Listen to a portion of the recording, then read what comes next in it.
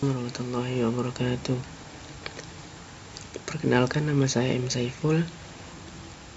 NIM saya 34123110057. Di sini saya akan mempresentasikan mengenai bab 5, yaitu bagaimana membangun paradigma Qur'ani.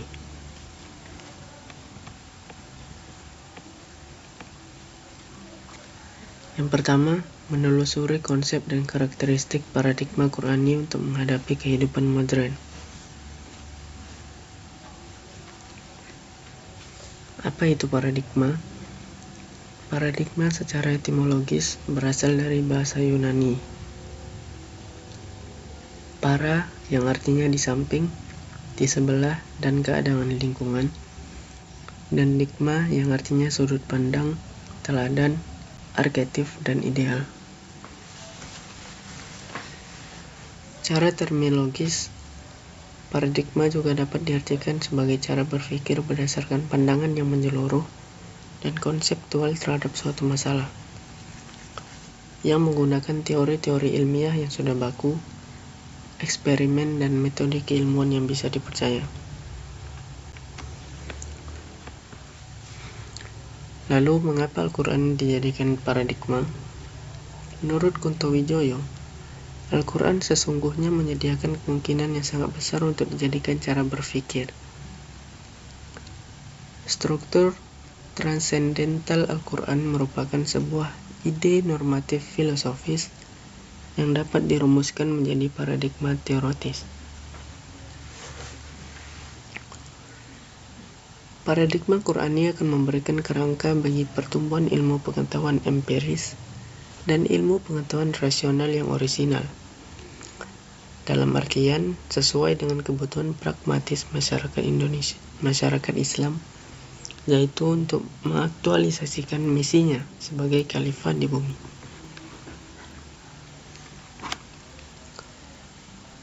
Lalu, mengapa paradigma Qur'ani sangat penting bagi kehidupan modern? Yang pertama, meluruskan akidah manusia. Dalam meluruskan akidah manusia, harus memiliki beberapa cara. Yang pertama, menegakkan pokok-pokok tauhid. Menegakkan pokok-pokok tauhid sebagai landasan beragama agar tidak terjerumus ke dalam sifat syirik merupakan sikap yang sangat tercela.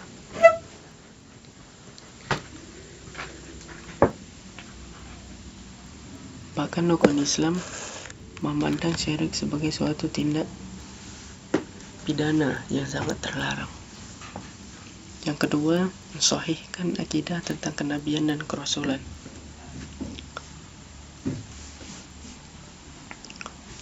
Adapun cara-cara yang harus dilakukan, yang pertama, menjelaskan keperluan manusia terhadap kenabian dan kerasulan. Menjelaskan tugas-tugas para rasul, khususnya dalam hal gembira dan memberi peringatan. Yang ketiga, menghilangkan keraguan dari persepsi masyarakat silam tentang penampilan para rasul. Yang keempat, menjelaskan akibat bagi orang-orang yang membenarkan para rasul dan akibat bagi orang-orang yang mendustakan para rasul.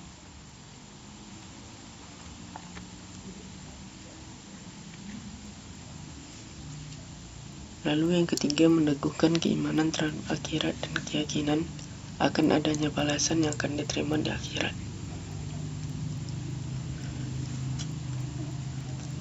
Yang pertama, menegakkan argumen-argumen yang akan terjadinya pembangkitan dengan menjelaskan kekuasaan Allah mengembalikan makhluk sebagaimana semula. Cara yang kedua, mengingatkan manusia akan penciptaan benda-benda yang amat besar sangatlah mudah bagi Allah, apalagi menghidupkan kembali manusia yang sudah mati. Yang ketiga, menjelaskan hikmah adanya pembalasan di akhirat, sehingga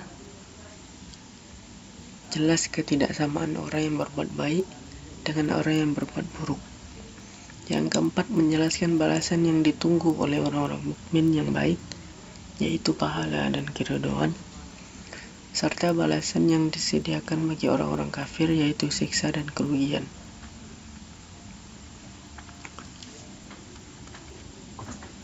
Yang kelima, menggugurkan mitologi yang dimunculkan musyrikin bahwa Tuhan-Tuhan mereka dapat memberi syafaat pada hari kiamat kelak.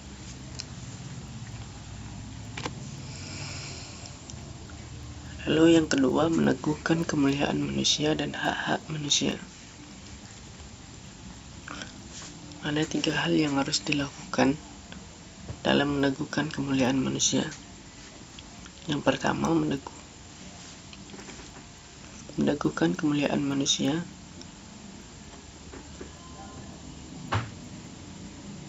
Al-Quran menguatkan bahwa manusia adalah makhluk mulia.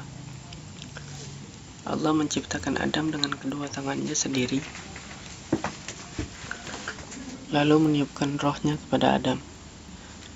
Dan Allah menjadikan Adam sebagai khalifah dan keturunan Adam sebagai pengganti dalam kekhalifahan. Yang kedua, menetapkan hak-hak manusia. Allah menciptakan manusia bebas berekspresi untuk berpikir dan berpendapat. Hal ini juga sudah dilakukan pada 14 abad silam dalam upaya menguatkan kemuliaan manusia. Al-Quran juga telah menetapkan hak-hak asasi manusia. Yang ketiga, meneguhkan hak duafa atau orang-orang lemah secara ekonomi. Al-Quran menetapkan hak-hak manusia secara umum, dan Al-Quran sebagai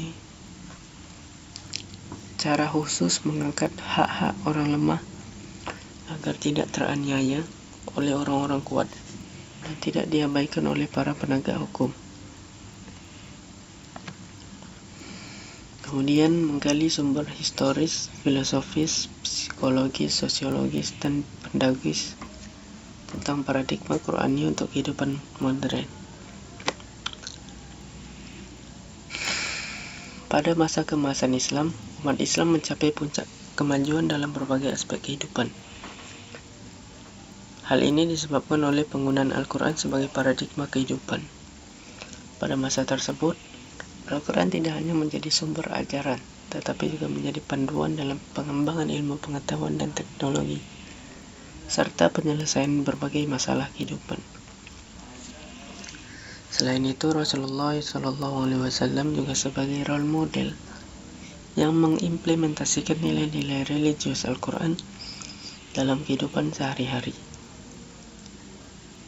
Dengan memahami penggunaan Al-Quran sebagai paradigma, maka kita dapat belajar tentang bagaimana agama dan ilmu pengetahuan dapat bersinergi untuk mencapai kemajuan dalam berbagai aspek kehidupan.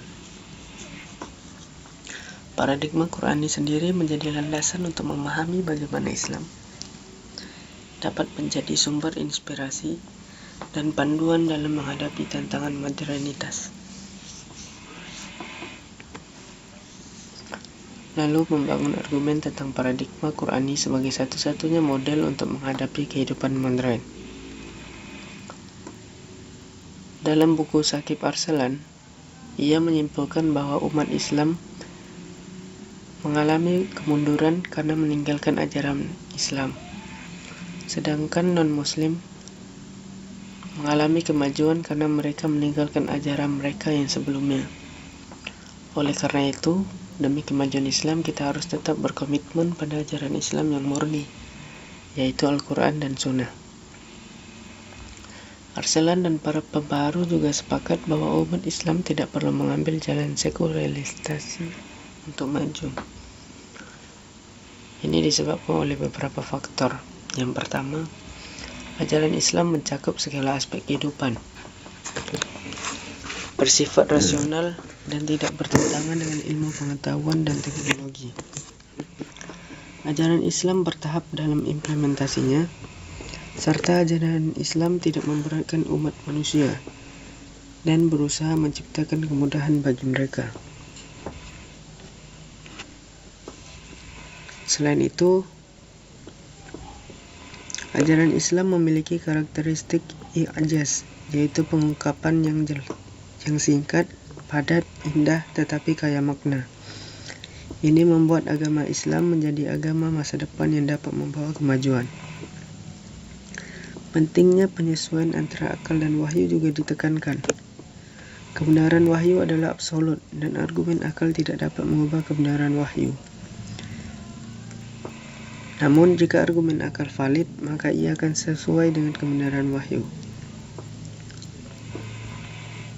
Dengan demikian, paradigma Qur'ani adalah kunci dalam konsep dan kenyataan kehidupan modern. Lalu selanjutnya mendeskripsikan esensi dan urgensi paradigma Qur'ani dalam menghadapi kehidupan modern.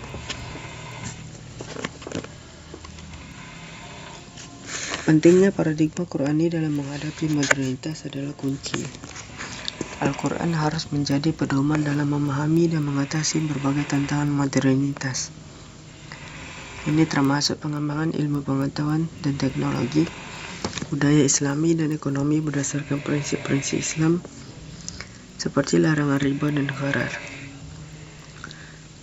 Selain itu, sejarah mengajarkan bahwa stagnasi keilmuan di kalangan umat Islam pada abad ke-18 disebabkan oleh hilangnya peran Al-Quran sebagai panduan, hilangnya semangat ijtihad, penerimaan pemikiran Yunani yang statis, dan kesalahpahaman terhadap pemikiran. Sikap para khalifah yang tidak mendukung perkembangan keilmuan juga menjadi faktor kemunduran umat Islam pada abad tersebut. Dalam era sekarang, langkah-langkah yang harus dilakukan untuk kemajuan umat Islam mencakup beberapa hal. Yang pertama, sistem pendidikan Islam. Yang kedua, menguatkan identitas Islam melalui studi sejarah peradaban Islam. Yang ketiga, menerapkan prinsip-prinsip pengetahuan Islam seperti kesatuan Tuhan, kesatuan penciptaan, kesatuan kebenaran dan pengetahuan, kesatuan kehidupan, dan kesatuan umat manusia. Yang keempat, menguasai ilmu pengetahuan modern dan warisan Islam.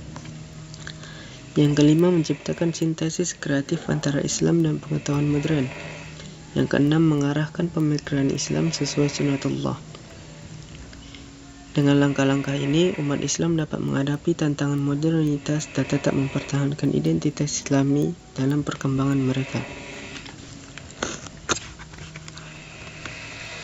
Mungkin sekian dari presentasi saya. Kurang dan lebihnya mohon dimaafkan. Wassalamualaikum warahmatullahi wabarakatuh.